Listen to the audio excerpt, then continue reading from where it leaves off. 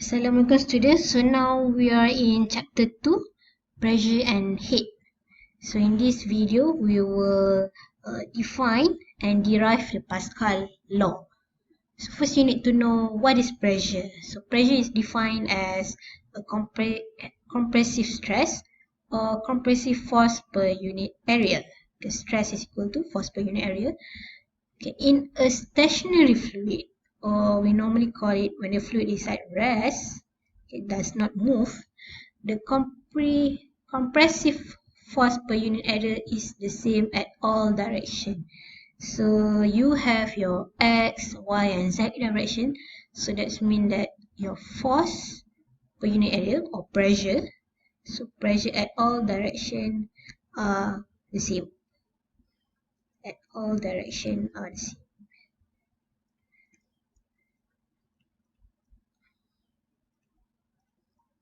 Which can also translate as okay, let's say you have px equals to your py and equal to your pz.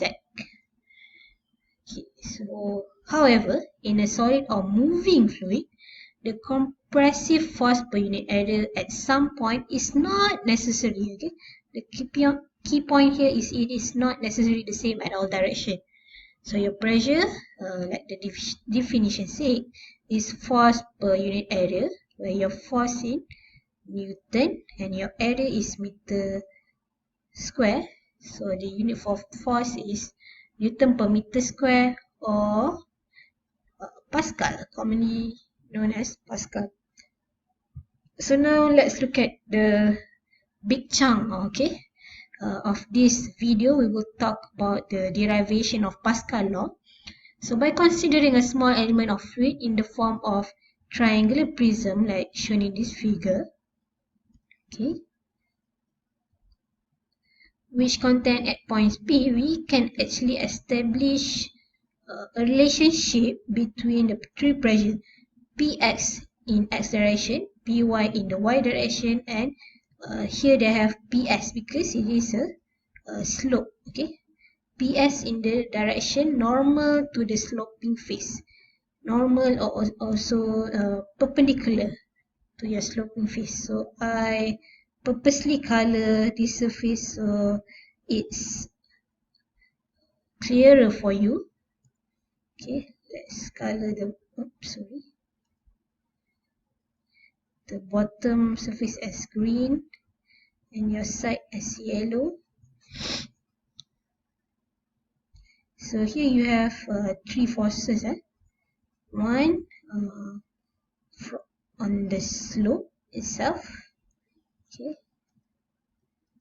slope, and one to the bottom surface and one force to your side surface. So here they already put, okay. So remember just now by definition pressure is equal to force over area. So if you want to find the force, it is actually force equal to pressure times area. Okay.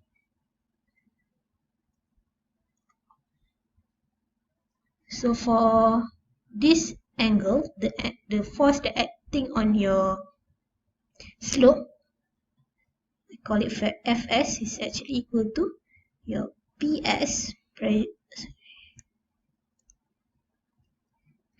multiplied by the area, the green area, the blue area here. So it is distance AB multiplied by BC. So AB is dz multiplied by ds. Okay. Now let's look at the green surface.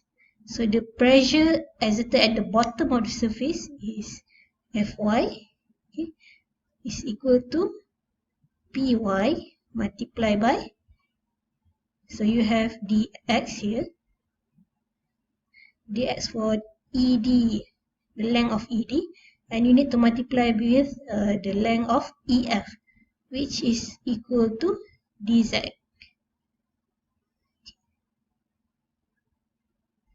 And the third one is the force exerted on your side, okay, which is Fx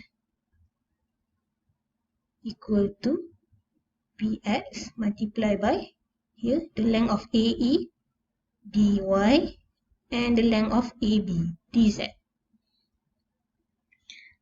Okay, now you can observe is only 3 force, but in reality you must always remember that everything on this earth, okay, has weight.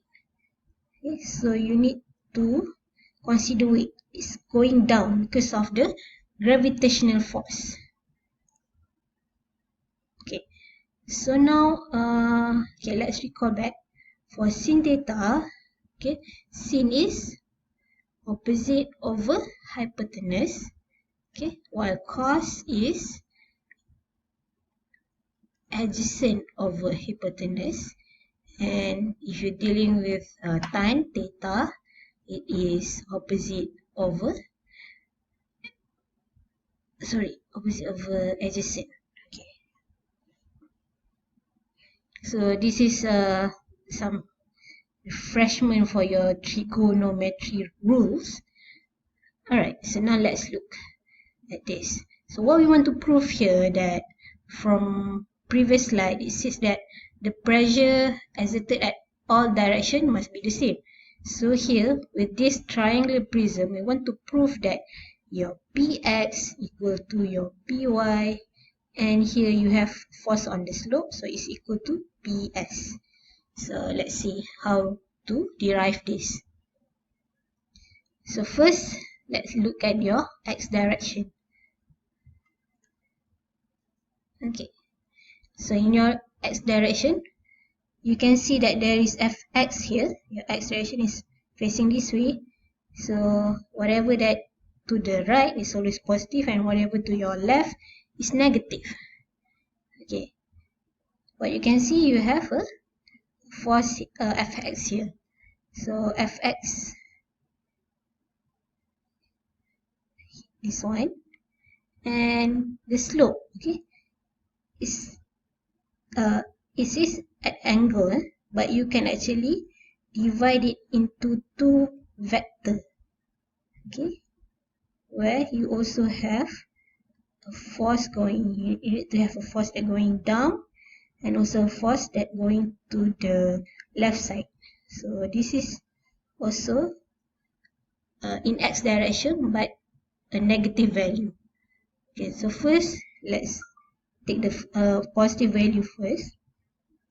Okay, so it is px dy dz for your fx, and for your fs it is actually, okay, net minus ps dz ds, and this, okay, this force, okay, is actually the sine of theta. Okay, then no more, right? No more force exerted on your x direction, so it's equal to 0. So let's solve this. So px dy dz minus ps dz ds, okay, sine theta, you can actually replace it with, so look here, your angle theta on this slope, it is also equal to this theta. So this theta is actually, okay, we want it sine, right? Sine theta. So it's the opposite of this is dy over ds. Okay, got it? Sine theta here, okay, is equal to your dy over ds, because dy is opposite and ds is the hypotenuse of this triangle. Okay, equal to 0. So ds will cancel out with ds, dz is cancel out with this term, and dy will cancel out here. Okay, both sides. So now your px minus ps equal to 0. So px is equal to ps. Now let's try the same thing for y direction.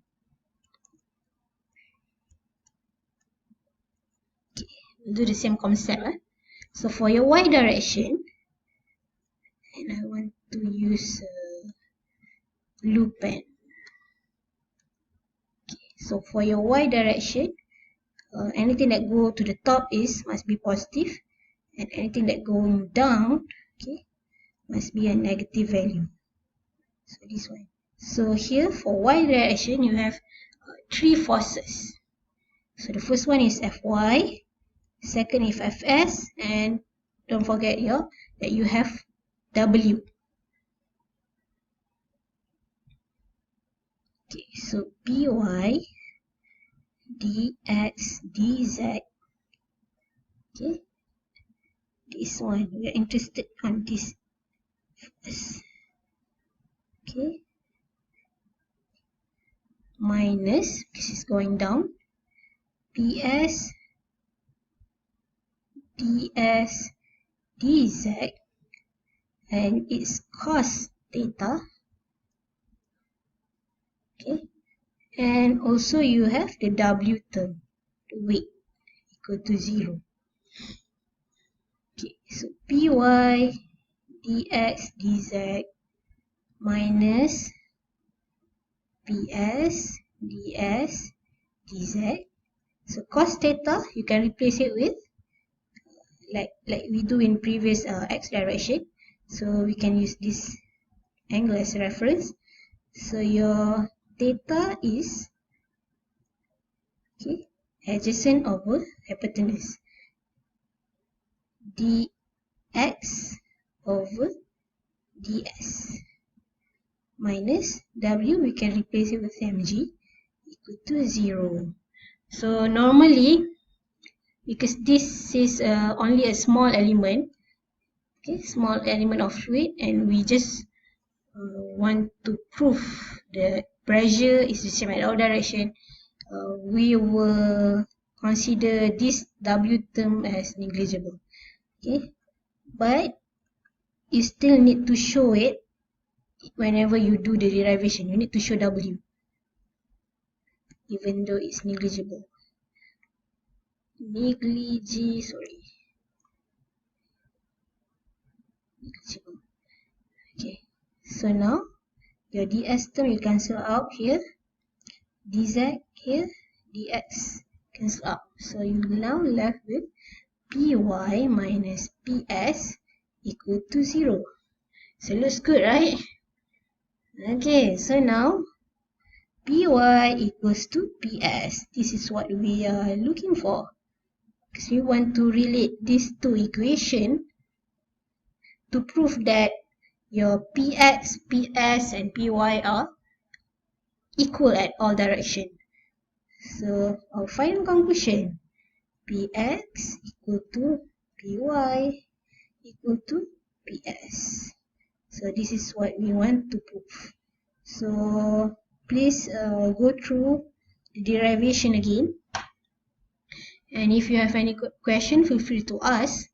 So the main thing about topic 2.1 is the derivation of Pascal law, that you need to prove that all the force acting on a fluid that is at rest must be equal in all directions.